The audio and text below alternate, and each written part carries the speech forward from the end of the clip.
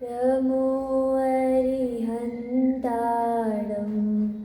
रमो सिद्धाणं रमो आयर्याणं रमो वज्रायाणं रमो लोय सब साहुणं मंगलमय मंगलकरं वीतरागवेद्यान् नमो ताहि जाते भये अरहन्तादि महान् करि मंगल करि हो महा ग्रंथ करन को काज जाते मिले समाज सब पावे निज पद राज पावे निज पद राज। यहाँ पर मोक्षमार्ग प्रकाशक ग्रंथ जी विराजमान है, जिनके रचयिता आचार्य कल्प पंडित प्रवर टोडरमल जी हैं। तो कल हमने पेज नंबर 1 और 2 का पढ़ा था और इसका समझा था, उसके विषय समझे थे और अरिहंतों का स्वरूप और सिद्धों का स्वरूप समझा था। तो आज हम आचार्य उपाध्याय साधु का सामान्य स्वरूप और आचार्य का स्वरूप जानेंगे। पेज नंबर 3, पहला अधिकार पीठबंध प्ररूपण।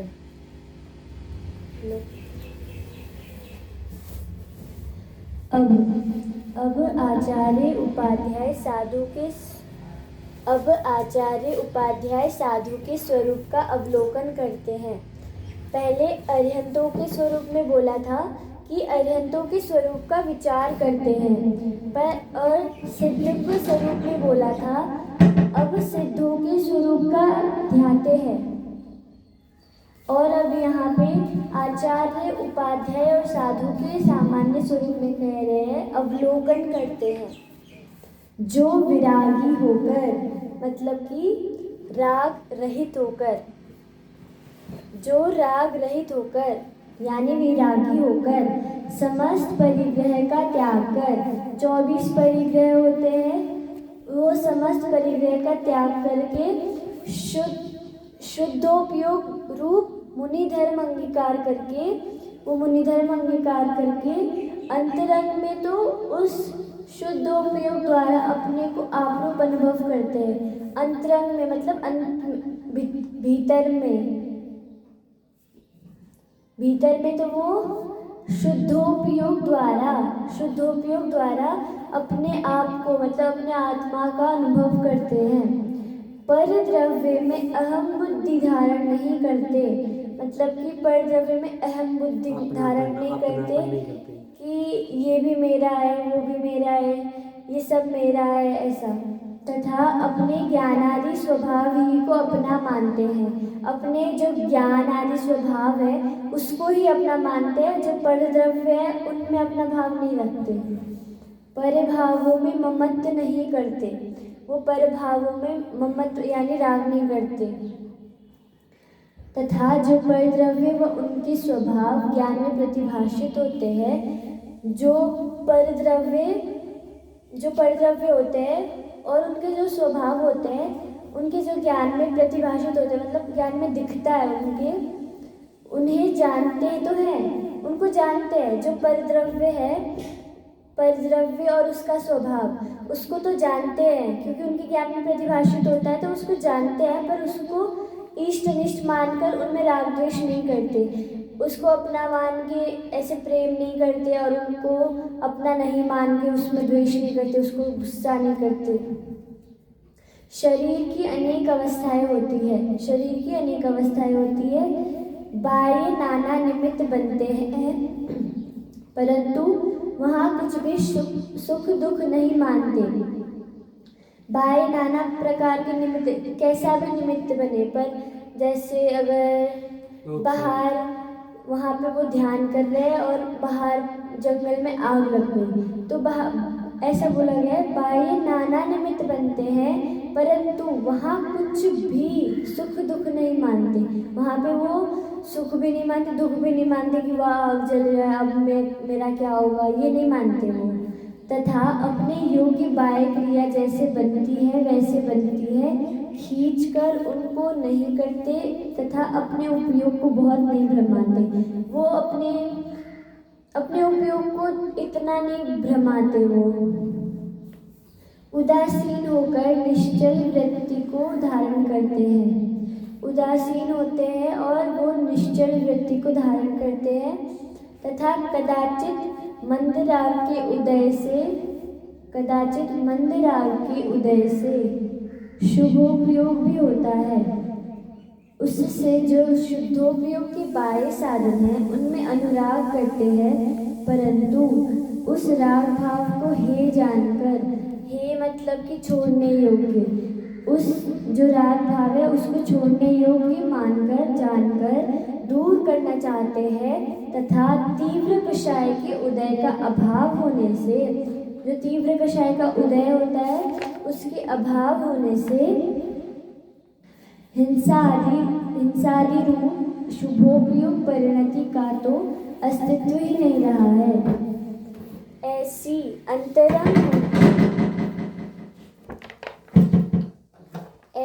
अंतरंग दशा होने पर बाह्य दिगंबर सौम्य मुद्राधारी हुए हैं।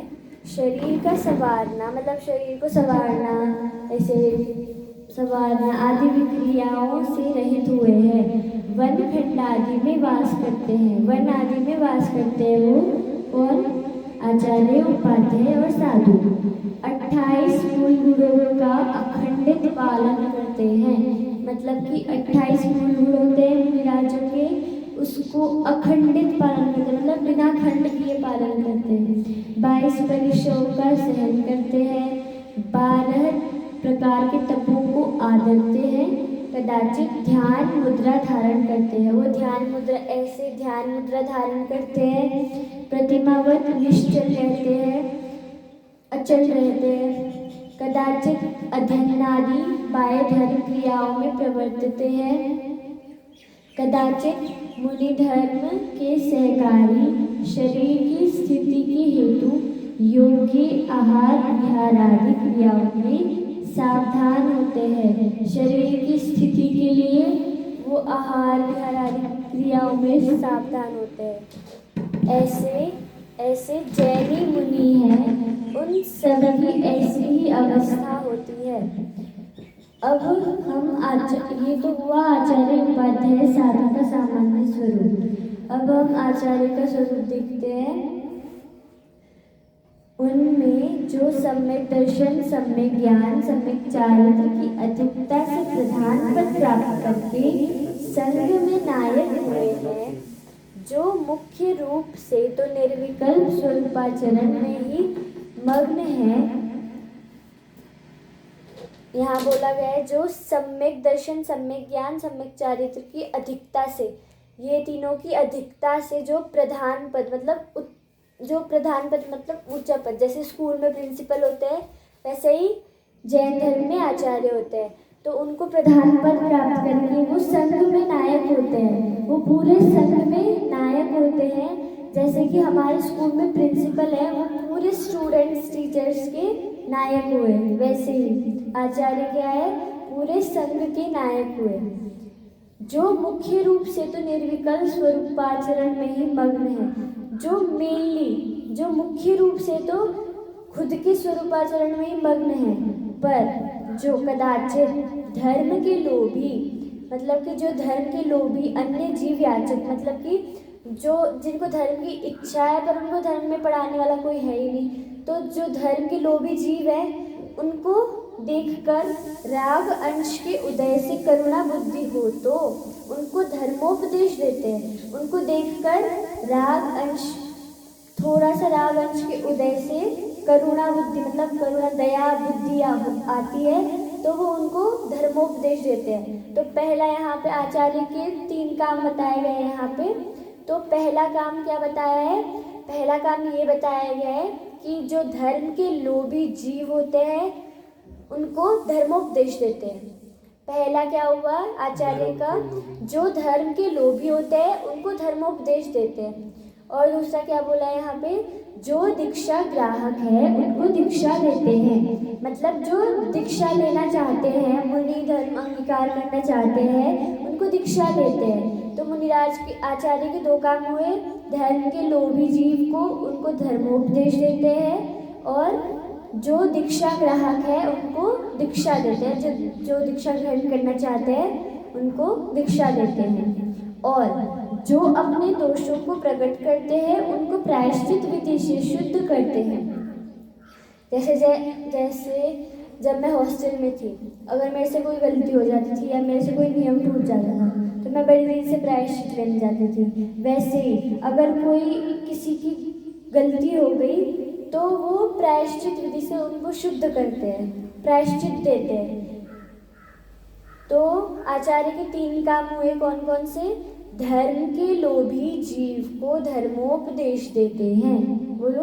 धर्म के लोभी जीवों को धर्मोपदेश देते हैं। दूसरा, दीक्षा ग्राहक है उनको दीक्षा देते हैं, दीक्षा ग्राहक है उनको दीक्षा देते हैं। और तीसरा, जो अपने दोषों को प्रकट करते हैं और उनको प्रायश्चित विधि से शुद्ध करते हैं। जो अपने दोषों को प्रकट करते हैं उनको प्रायश्चित विधि से शुद्ध करते हैं। ऐसे आचरण आचरने वाले, ऐसे काम करने वाले आचार्य हैं, उनको हमारा नमस्कार हो।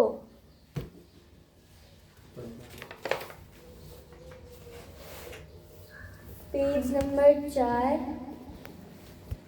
उपाध्याय का स्वरूप। पेज नंबर 4, उपाध्याय का स्वरूप। जो बहुत जैन शास्त्रों के ज्ञाता होकर, जो बहुत सारे जैन शास्त्रों की ज्ञाता, मतलब उनका ज्ञान है उनमें, संघ में पठन पाठन के अधिकारी हुए हैं। संघ में मतलब उनका पूरा संघ है, उनमें पठन पाठन के अधिकारी हुए। जैसे स्कूल में टीचर होते हैं वैसे ही उपाध्याय मतलब टीचर, आचार्य मतलब प्रिंसिपल। तथा जो समस्त शास्त्रों के प्रयोजनभूत अर्थ जानकर एकाग्र होकर अपने स्वरूप को ध्याते हैं। जो सब जैन धर्म के सब शास्त्रों का पहले खुद अर्थ जानते हैं और फिर एकाग्र होकर अपने स्वरूप को ध्याते हैं। और यदि कदाचित कषाय अंश के उदय से वहाँ उपयोग स्थिर न रहे, अगर कषाय अंश के उदय से थोड़ी सी उनको उदय आ गई तो वो अपना उपयोग स्थिर नहीं कर पाए तो उन शास्त्रों को स्वयं पढ़ते हैं तथा अन्य धर्म बुद्धियों को पढ़ाते हैं। ऐसा बोला जाता है ना कि अगर समझ में नहीं आए तो दूसरों को पढ़ाओ तो खुद को भी समझ में आ जाता है और खुद का ज्ञान और बढ़ जाता है। वैसे ही अगर उपाध्याय जी को भी अगर उनका उपयोग स्थिर ना हो तो वो खुद शास्त्र पढ़ते हैं और दूसरों को भी पढ़ाते हैं। उनको भी ज्ञान हो गया, उस जो धर्मी जीव है उनको भी ज्ञान हो गया।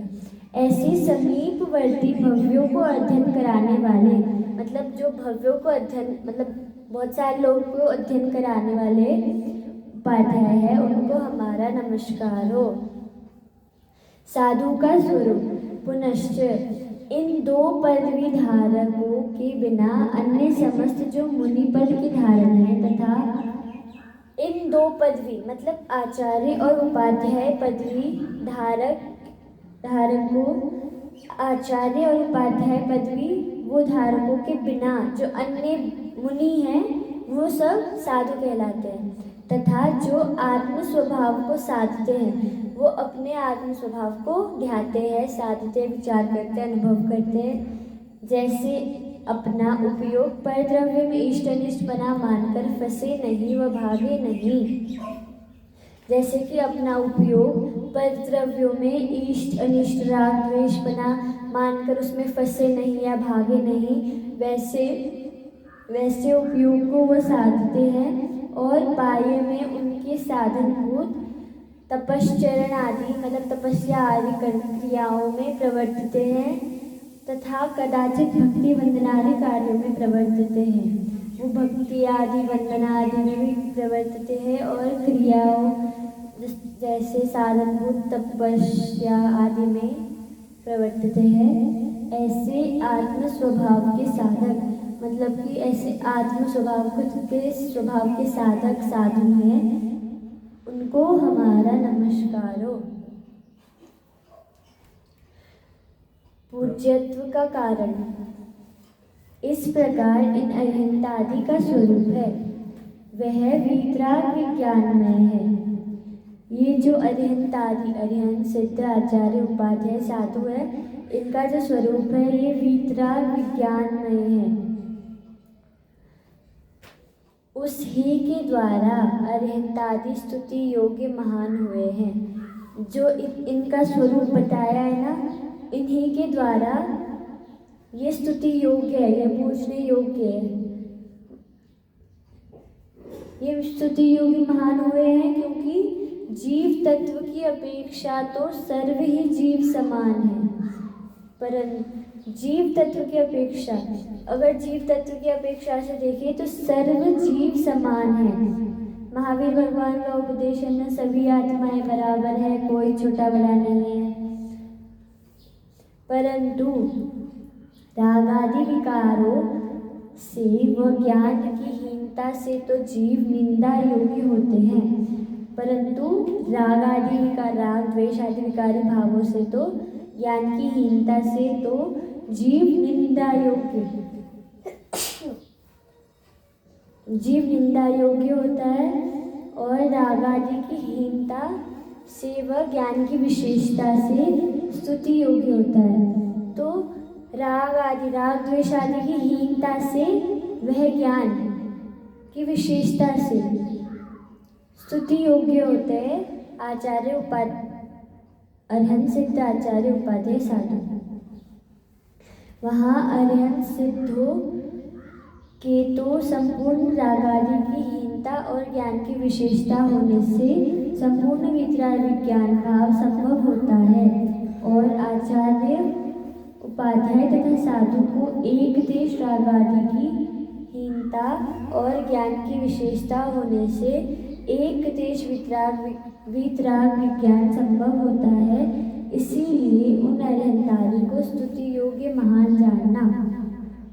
पुनश्च ये जो अरिहंतादि पद है उनमें ऐसा जानना कि मुख्य रूप से तो तीर्थंकर का और गौण रूप से सर्वकेवली का। यहाँ पे बोला गया है अगर जो अरिहंतादि पद है उनमें मुख्य रूप से तो तीर्थंकर को लेना और गौण रूप से सभी केवली को लेना। प्राकृत भाषा में अरिहंत तथा संस्कृत में अरिहंत, प्राकृत भाषा में अरिहंत कहा जाता है और संस्कृत भाषा में अरहत कहा गया है। ऐसा नाम जानना तथा 14वें गुण स्थान के अनंतर समय से लेकर सिद्ध नाम जानना। पुनश्च जिनको आचार्य पद हुआ हो वे संग में रहे अथवा एकाकी आत्म ध्यान करे अथवा एकल विहारी हो अथवा आचार्यों में भी प्रधानता को प्राप्त करे, गर्दन पदवी के धारक हो, उन सब का नाम आचार्य कहते हैं। यहाँ पे आचार्य का डेफिनेशन दिया गया है, जिनको आचार्य पद हुआ हो और वे संग में रहे, वे संग में है अथवा एकाकी आत्म ध्यान करे, वो एक ही रूप से अपने मन को स्थिर करके आत्मा का ध्यान करते हैं, और एकल विहारी यानी कि अकेले चलना, जो अकेले ही विहार करते हैं वो, अथवा आचार्यों में भी प्रधानता को प्राप्त करें।